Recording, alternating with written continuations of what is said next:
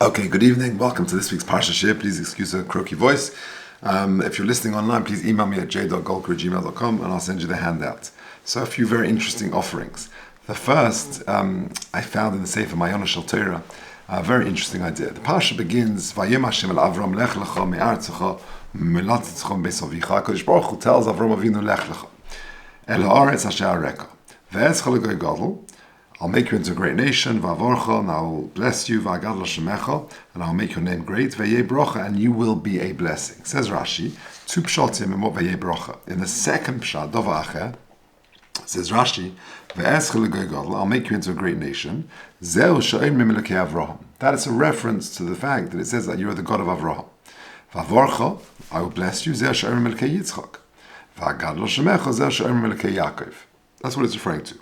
Says Rashi, Yochel, you chaysmin b'kulon. Maybe that you will be chaysem when it says in Shemona Esrei, Lekei Avram, Lekei Yitzchak, Lekei Yaakov. Maybe you end with all three.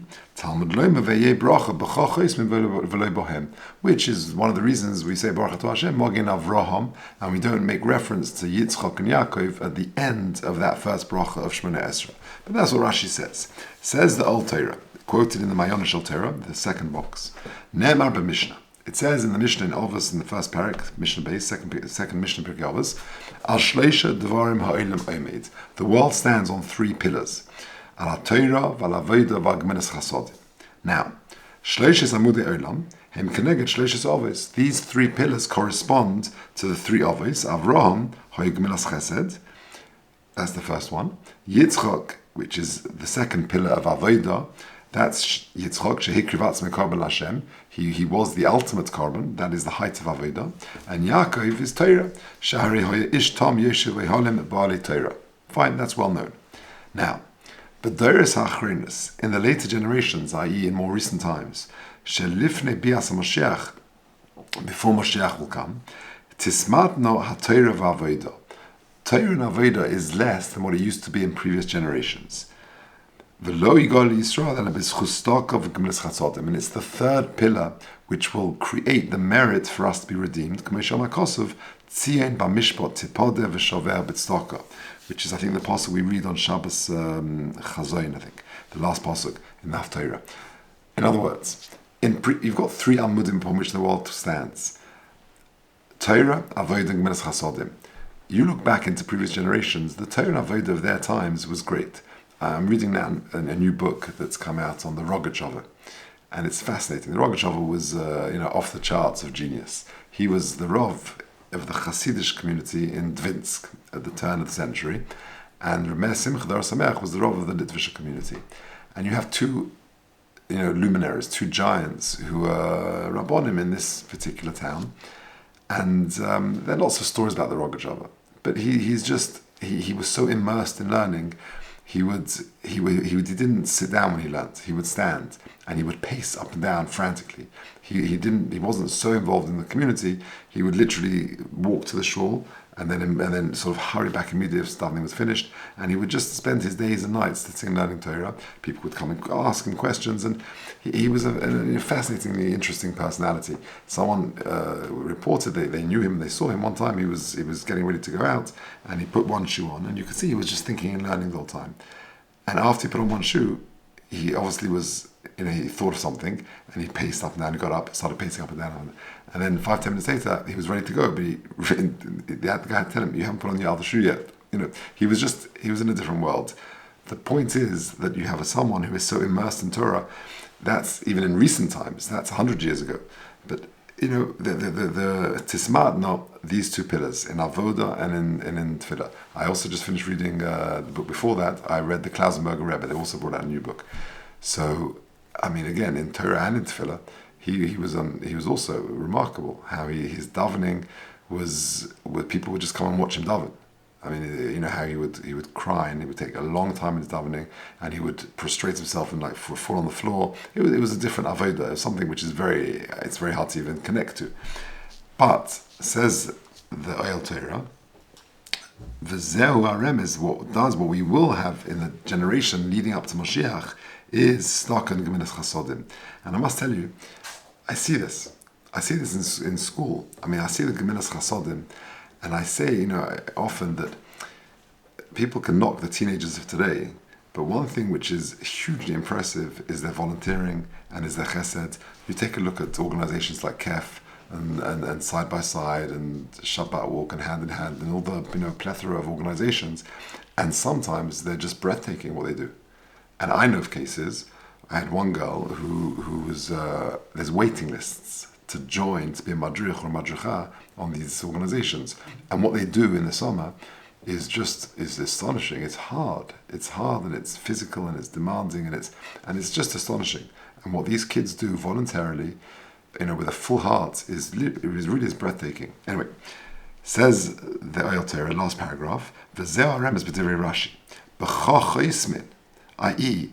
chasimas hagolus, the end of the golus, kolema siyuma tiyeh rak b'cha. It's going to be with you, Avraham, biglal midas hagminas chesed shebecha, because you represent the midas of chesed, shekein ledavin alev, because to our distress,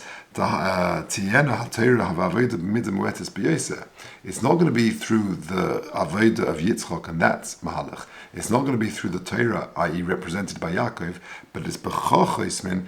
That's what it's going to be, through the Gemilas Chasodim and the Chesed and the Staka, which is represented by Avram Avinu. B'chochoismin v'heyeh bracha. That's you, Avram Avinu.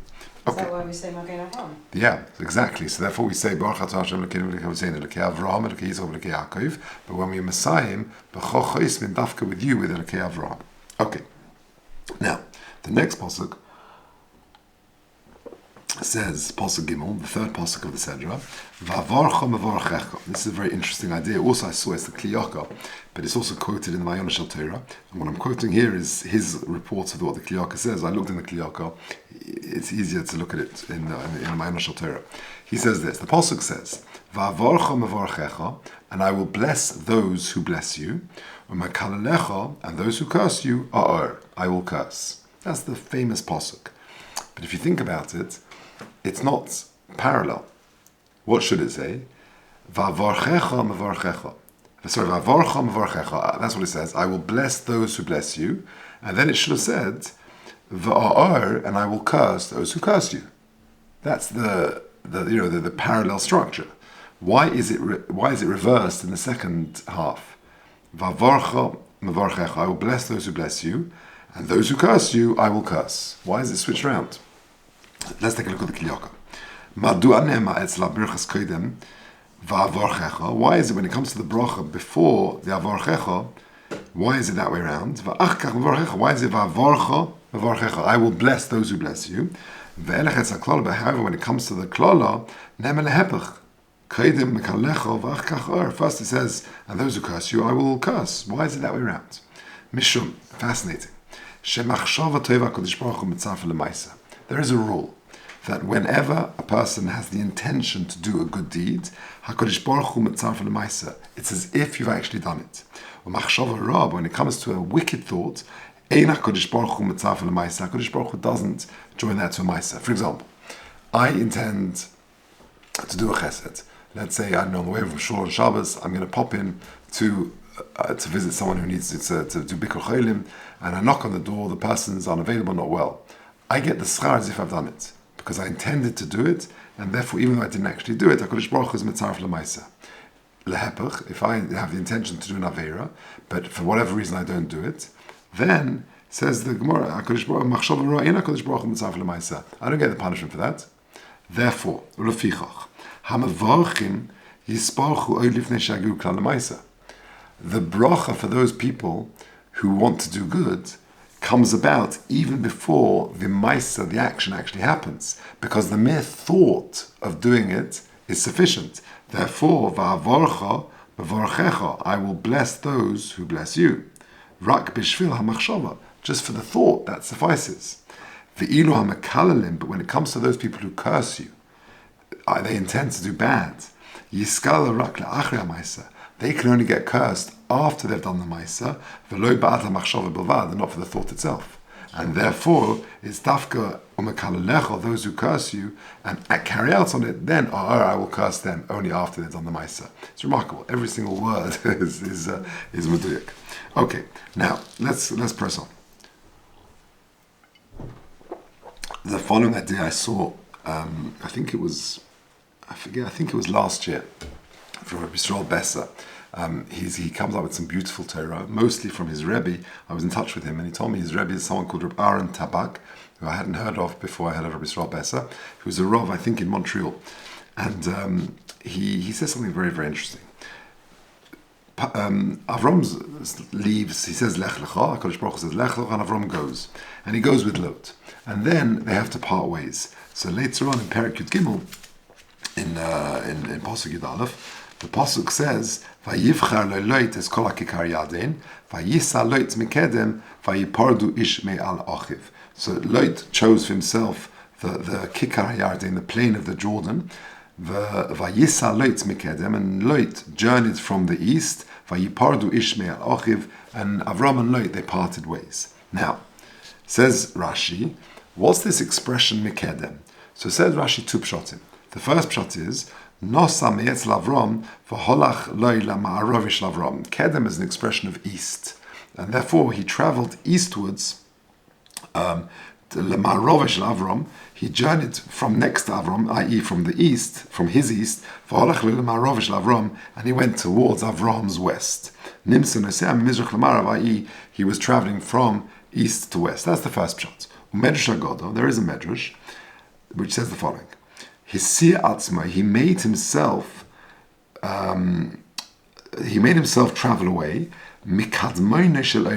from the forerunner, from HaKadosh Baruch Hu, the person who was before the world became about. Omar Leit said, I'm not interested neither in Avram nor in his God. Okay, now, so you see that the Mikedem in the second interpretation of Rashi refers to HaKadosh Baruch Hu. The question is, and by the way, we refer to HaKadosh Baruch Hu as that in the end of Torah as well. In V'zois HaBracha, in one of the last psukim of the Torah, really late on, this is where you begin leaning on Simchas Torah, V'chosan Bereshis, V'chosan Torah, it says, Ma'oino Eloike Kedem. The skies are an abode for Hashem, Eloike Kedem, who precedes everything. So someone's referred to HaKadosh Baruch Hu as that. The question is, why do we refer to HaKadosh Baruch Hu as Kadmoina Shel Olam, as someone who precedes the very existence of the world? And what exactly does it mean? I don't want Avram, I don't want his God. What was Lot rejecting? So Rabbi Tabak says, very interesting pshat. He makes reference to the very first Rambam in Hilchos Yesodei HaTorah. The Rambam says, Yesod HaYesodos, this is the bottom box of the page.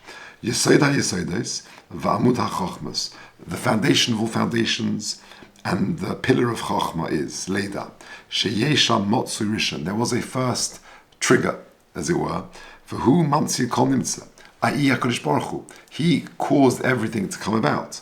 And everything that is in the world, in the universe, it all came about because of HaKadosh Baruch Hu. In other words, that HaKadosh Baruch Hu created the world and runs it.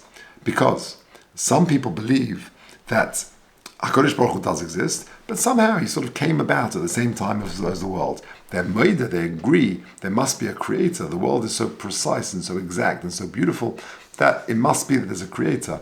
But did he precede the creation of the world? No, I don't believe in that. We reject that. Why? Because we know that HaKadosh Baruch Hu preceded the creation of the world, as the Rambam says in the first halach of Hilchos Yesodei HaTorah, and he brought the world into being. Now, that is what Lot was rejecting. He was rejecting HaKadosh Baruch Hu, that he created the world.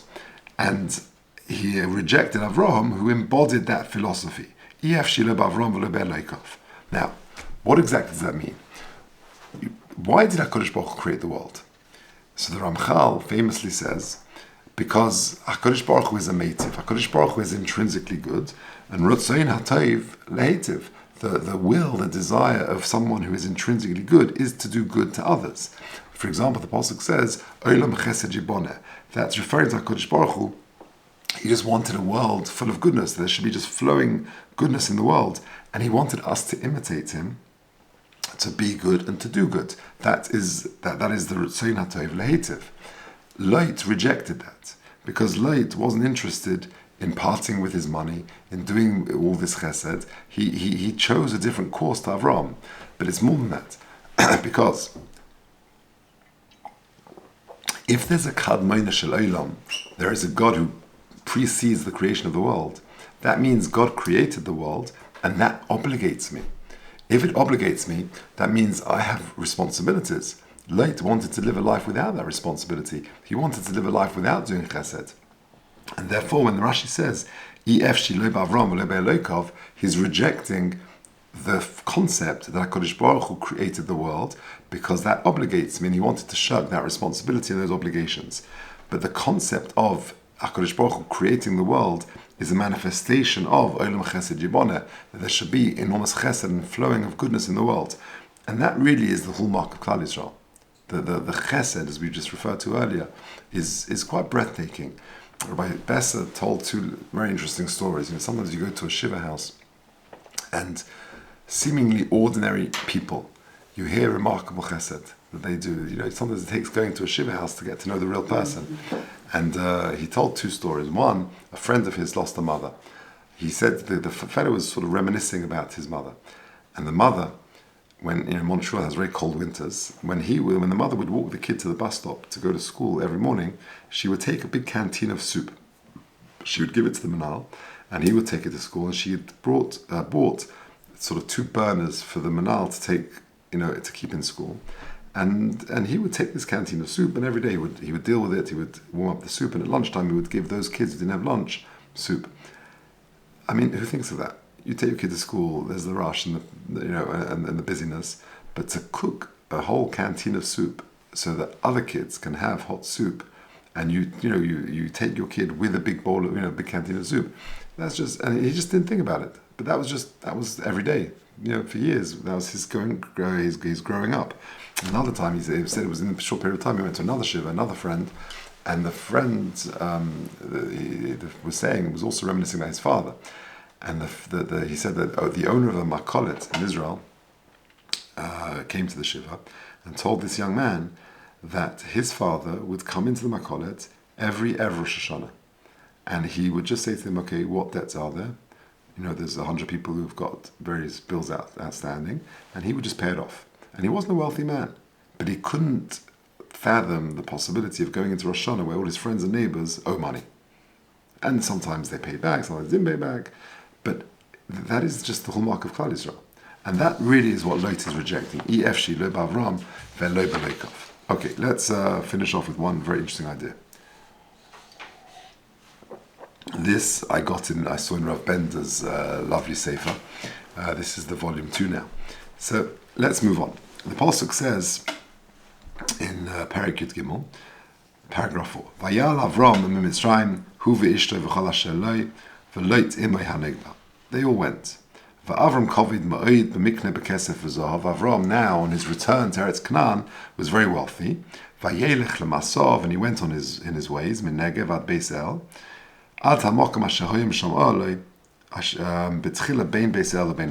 Good. On the words Vayelech lemasov, says Rashi, K'shechozon miMitzrayim le'Eretz Canaan, when he went back from Mitzrayim to Eretz Canaan, hoyolech v'lon b'achsonius shelon bohem b'halichoso leMitzrayim. He would stay at the same inns and the same lodgings where he stayed at originally when he went down to Mitzrayim. So 2 lessons. Lesson number 1, you shouldn't change your lodging unnecessarily. Even though perhaps you can now afford better lodging, a fancier hotel, stay in the same place that you stayed in the first time around. Derech Eretz. Number 2, the reason why he went back to these lodgings is to pay the debts, i.e., he couldn't afford to pay the rent or to pay the hotel fee the first time round. So therefore he went back, dafka, to the places where he stayed first time round in order to settle the bill. I came across a question this year I never really thought about, but it's an obvious question really. Asks the Chidah, which innkeeper would extend credit to an anonymous traveler in the first place? Why are all these innkeepers allowing them to stay in their inn when the guy can't pay?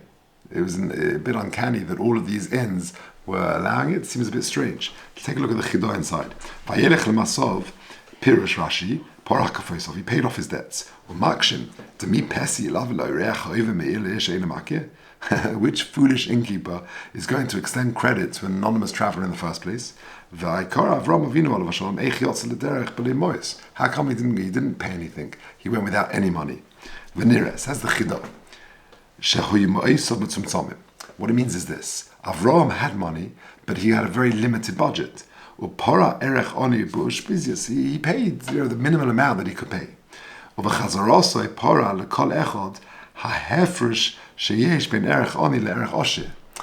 He paid something, but he paid a smaller fee. He wanted to go back to now he was an osher, he was a wealthy man. He wanted to go back and pay the full price. That's what it means. So he did pay something at the outset, but not the full price. What's the depth of that? So it takes Rabbi Bender to draw out the lesson well. But the point is this: Avraham Avinu was the ambassador of Kvod Shemaim, as he calls him. He made it his mission to return to every inn to pay the difference because he was able to. And that's going to be Marbek Kvod Shemaim. He tells a lovely story that many times for most of Sachinuch, you get parents, sadly, they can't afford to pay. Okay, they try, they're hardworking, they can't afford to pay. But sometimes, years later, they, financially things get easier for them.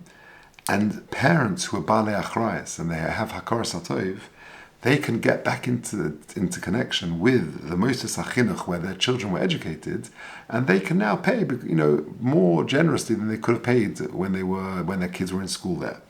And he tells the following story. There's a place called the Emek Hebrew Academy in California. It's led by someone called Rabbi Mordechai Schiffman. So he tells a story that one time Rabbi Mordechai Schiffman gets a letter in the post. He opens it up, and it's not an everyday letter, because he receives a check for $10,000. And he doesn't recognize the woman who signs the letter. It's a name he didn't recognize. So he tracks it down, he does the homework, and he gets in touch with her. And she explains the following. She says that 40 years earlier, he wasn't there at the time, Rabbi Schiffman, but his predecessor, a fellow called Rabbi Stepan, he was in charge, and this young lady wanted to come from a public school to this Hebrew Academy in California. But the trouble is the family couldn't really afford it. And this Rabbi Stepan, assured her that she was welcome to join from public school, even though she wasn't able to afford the tuition. And he was very warm towards her. He invited her for Shabbos, etc., etc. Years later, she was now a very successful attorney, and she was sort of recalling the generosity, the largesse of this institution, of this rabbi. And 40 years later, she was able to pay back some of the debts she couldn't do.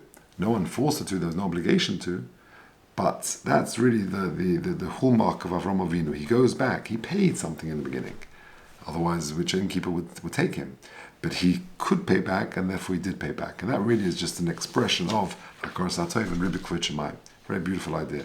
So there we have it. 4 ideas this evening. The first is Vayeh Bracha.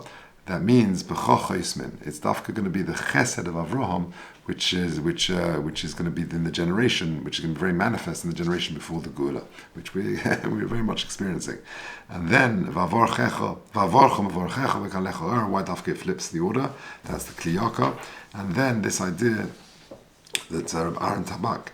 Why is it Ef Shilo B'Avraham Be'lo Be'Elokov? Lot was rejecting the concept. He could have accepted there was a God, but he couldn't fathom, he couldn't contemplate the fact that he was Kadmon Shel Olam, because the fact that he created the world means he did so for a reason which obligates me, and he wants Chesed, and that is something which he couldn't tolerate. And then lastly, paying off the debts. How come these innkeepers extended credit to anonymous travelers? The answer is no, Avraham did pay. But then later on in life, he was able to pay more. Then, as an expression of Kvod Shemaim and Hakaras HaTov, he made it his mission to return to every inn and pay the difference because he was now able to. Okay.